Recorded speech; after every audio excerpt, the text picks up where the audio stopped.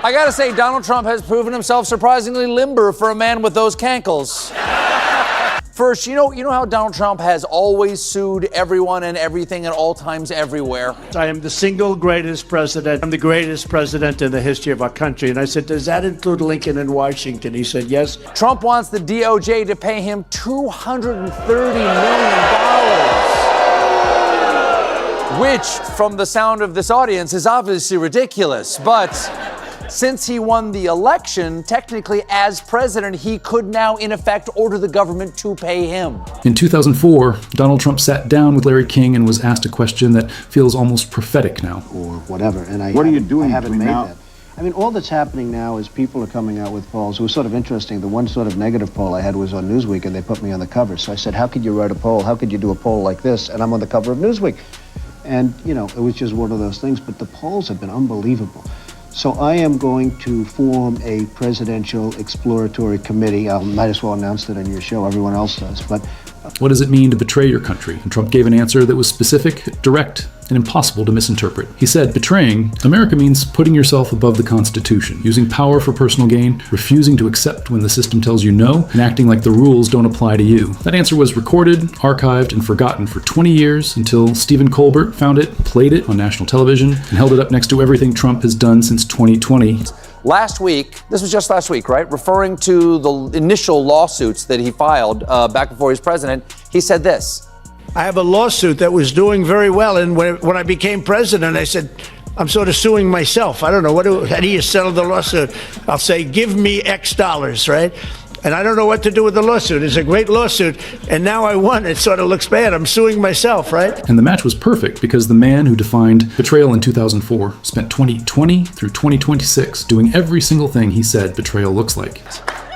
I think the president, he's not dumb, in terms of political instincts. The president might actually realize that this don't look great to the taxpayers. So he floated this idea. As far as all of the litigation and everything that's been involved, yeah, they probably owe me a lot of money. But if I get money from our country, I'll do something nice with it, like give it to charity. Yes. Yes, he might give it to charity. She's a centerfold he banged back in 2006.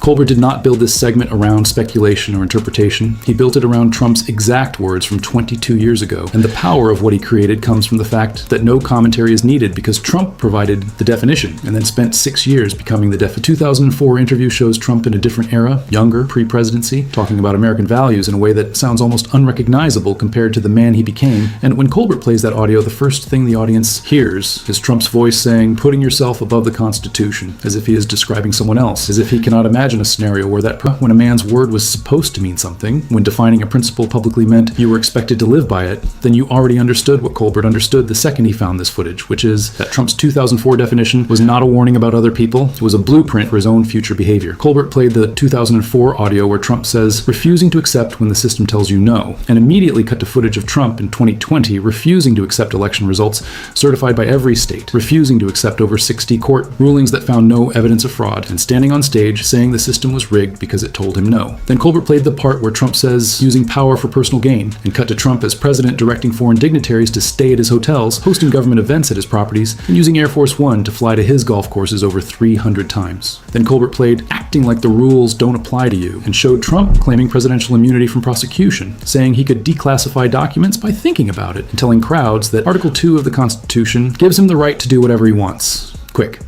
If you haven't subscribed, hit the button. 2 seconds. Already subscribed?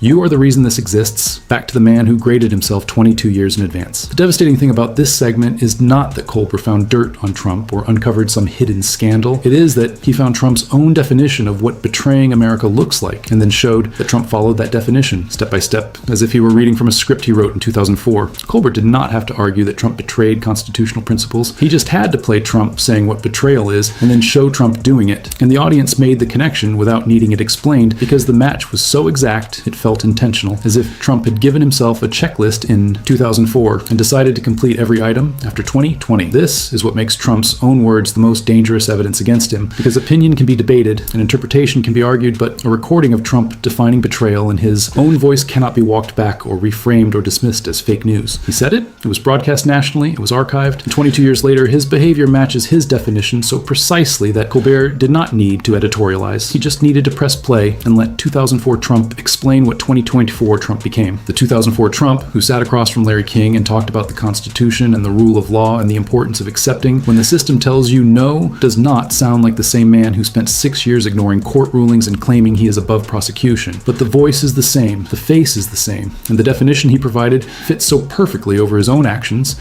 that it stops feeling like coincidence and starts feeling like confession. Trump was not lying in 2004 when he described what betraying America looks like. He was explaining what he would do if he ever had the chance. Colbert let the footage speak, and what it said was louder than any joke could be. The man who defined betrayal became the definition. The man who said putting yourself above the Constitution is un-American spent 6 years putting himself above the Constitution.